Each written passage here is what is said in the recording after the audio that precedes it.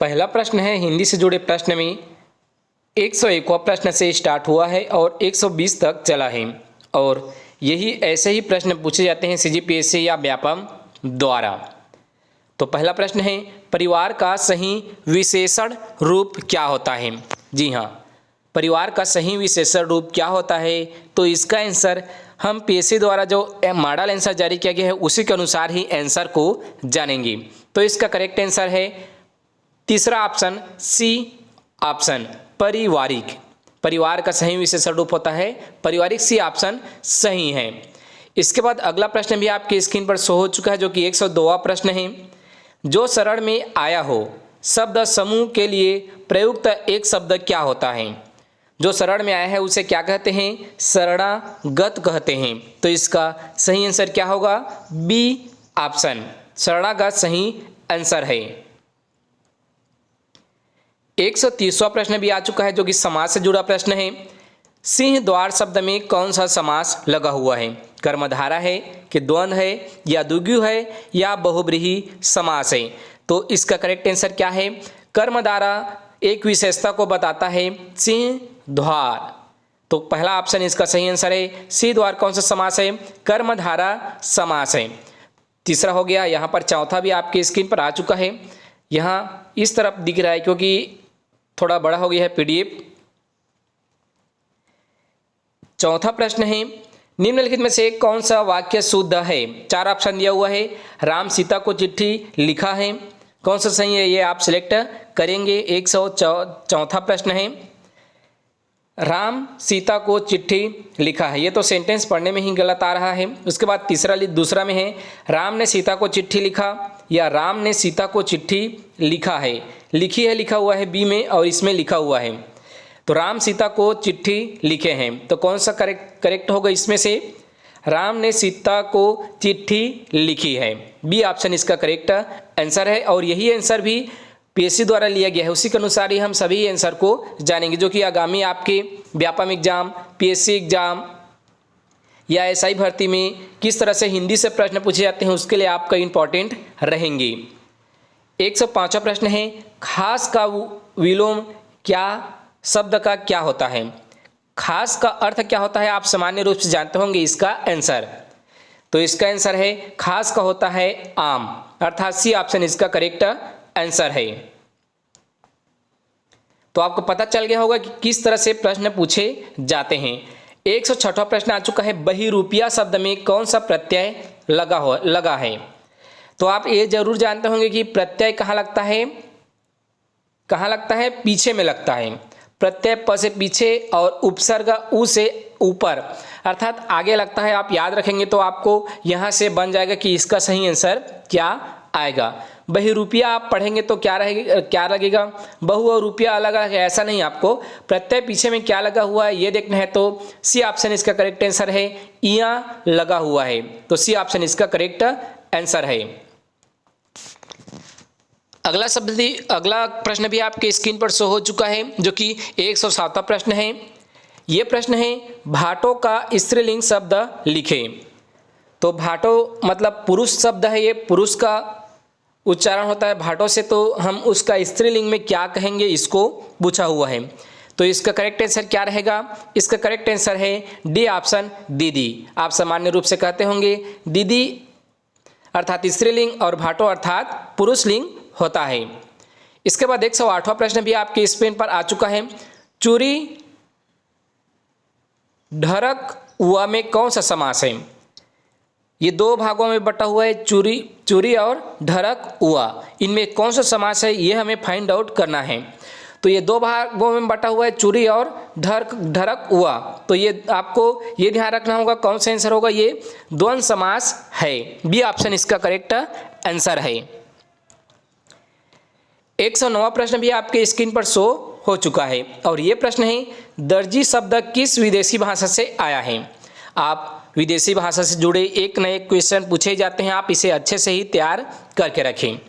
और रिपीटेड होते हैं प्रश्न, ये आप ध्यान में रखेंगे, इसलिए आपका इंपॉर्टेंट हो जाता है कि पीएससी के ओल्ड क्वेश्चन, प्रीवियस ईयर के क्वेश्चन का अध्ययन किया जाए, व्यापम के प्रीवियस ईयर के क्वेश्चन, ओल्ड क्वेश्चन का अध्ययन किया जाए।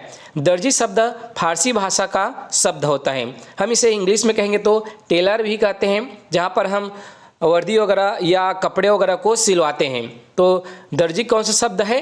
फारसी शब्द है। 110वां प्रश्न भी आपके स्क्रीन पर शो हो चुका है। यह प्रश्न है, निम्नलिखित में से कौन सा शब्द पुल्लिंग है? 110वां का सही आंसर क्या है? निम्नलिखित में से कौन सा पुल्लिंग शब्द है? तो इसका करेक्ट आंसर है भात। जो हम खाते हैं, जिसे आप चावल सामान्य रूप से कहते हैं, वो क्या है? भात है। जबकि रात क्या है? तो स्त्रीलिंग है। घात और लात ये तीनों स्त्रीलिंग है, लेकिन भात जो है पुल्लिंग है। 11वां प्रश्न भी आपके स्क्रीन पर शो हो चुका है। इसको हम थोड़ा सा कम कर लेते हैं ताकि आपको अच्छे से दिखे। अगर आपको क्वालिटी अच्छे से नहीं दिख रहा होगा तो आप रेजोल्यूशन में जाकर वीडियो क्वालिटी को बढ़ा सकते हैं। अच्छी क्वालिटी में वीडियो बढ़ रहा है, आपको वहाँ क्वालिटी बढ़ाएंगे तो आपको स्पष्ट रूप से दिखेगा। 111वां प्रश्न है, 36 का संबंध होना मुहावरे का सही अर्थ होता है। 36 का संबंध का मतलब क्या होता है, ये आपको बताना है।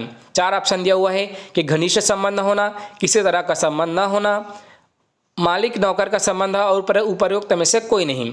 तो इसमें सही आंसर है 36 का आंकड़ा, मतलब विरोधी एक तरह से आप कह सकते हैं। 36 का आंकड़ा आपने सुना होगा, एक दूसरे में 36 का आंकड़ा है, वो दोनों भाई भाई में 36 का आंकड़ा है, पड़ोसी पड़ोसी में छत्तीसगढ़ का 36 का आंकड़ा है। तो किसी तरह का संबंध न होना, ये इसका सही आंसर है। 12वां प्रश्न भी आपकी स्क्रीन पर शो हो चुका है और 12वां प्रश्न है, निम्नलिखित में से कौन सा शब्द वर्तनी की दृष्टि से शुद्ध है? तो इनमें से कौन सा शुद्ध है ये हमें बताना है और जिजीविषा को इसमें पूछा हुआ है। तो ये आप क्लियर कर ले, इसमें जो ऊपर ये वाला सा होता है वो नहीं आएगा। इसका करेक्ट आंसर क्या है? इसका करेक्ट आंसर है जिजीविषा। जो तीसरा ऑप्शन है वो सही है, जिजीविषा सही आंसर है, तीसरा ऑप्शन। 13वां प्रश्न भी आपके स्क्रीन पर आ चुका है, अनंत का सही संधि विच्छेद क्या होता है? अनंत जानते होंगे, गगन अंबर अनंत इसी को कहते हैं। तो इसका सही आंसर क्या है आपको गैस करना है।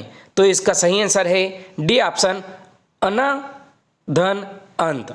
ध्यान देंगे, हलंत लगा हुआ है, इसको आपको लगाना है, न कि अनन और त को लगाना है। आपको डी ऑप्शन इसका करेक्ट आंसर लगाना है, वही इसका करेक्ट आंसर है। अगला प्रश्न भी आपकी स्क्रीन पर आ चुका है। हो सकता है इनमें से धूप के कारण मुंदरी, झाबा, पैरी आपको न दिखे, लेकिन हम यहाँ पर क्लियर करते हैं। 114वां प्रश्न क्या लिखा हुआ है, छत्तीसगढ़ में निम्न अनेक शब्दों के लिए एक शब्द क्या होता है? आभूषण, जेला, बेनी माँ गाथे जाते। तो बेनी में कौन सा गाथे जाते ये हमें बताना है। मतलब लड़कियां या महिलाएं जो बेनी में गाथाते हैं उसको क्या कहते हैं? क्लिप कहते हैं, मुंदरी कहते हैं, झाबा कहते हैं या पैरी कहते हैं? तो क्लिप को किस में लगाते हैं? किस में लगाते हैं? और मुंदरी को, झाबा को, पैरी को। तो पैरी तो पैर में पड़ते हैं, मुंदरी को भी पैर और हाथ में, और क्लिप को भी बाल में ही लगाते हैं। लेकिन आपको बेनी में बताना है ये क्या लगाया जाता है, तो झाबा लगाया जाता है। सी ऑप्शन ही है इसका करेक्ट आंसर लिया हुआ है।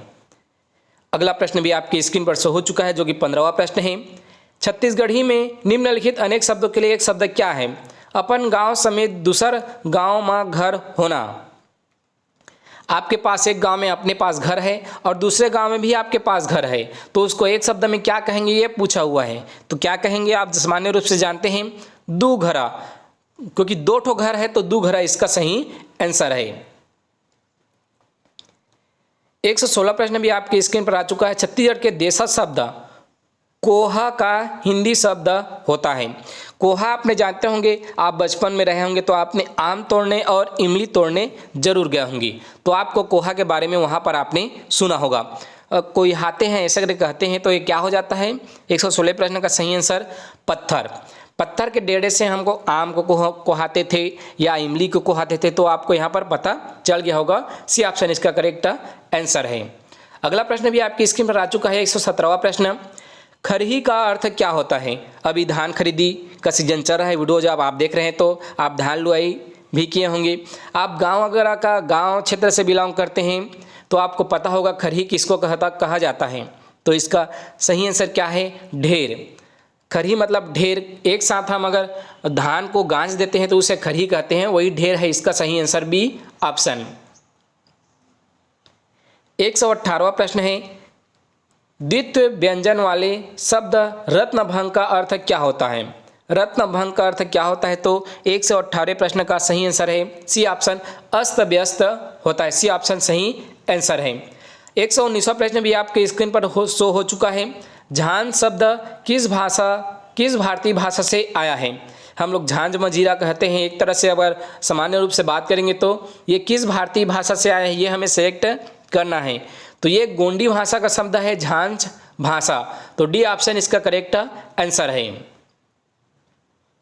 120वां प्रश्न भी आपकी स्क्रीन पर आ चुका है। ये प्रश्न है, पंडवा का स्त्रीलिंग क्या होता है?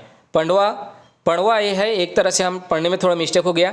पड़वा जो बच्चे जन्म होते हैं गाय का, तो जो पुरुष जन्म होता है उसे हम पड़वा कहते हैं, तो उसका स्त्री होता है उसे क्या कहते हैं? तो पड़िया कहते हैं। सी ऑप्शन इसका करेक्ट आंसर है। आपने सभी 20 प्रश्न का अगर वीडियो देखे हैं तो आपका बहुत बहुत धन्यवाद।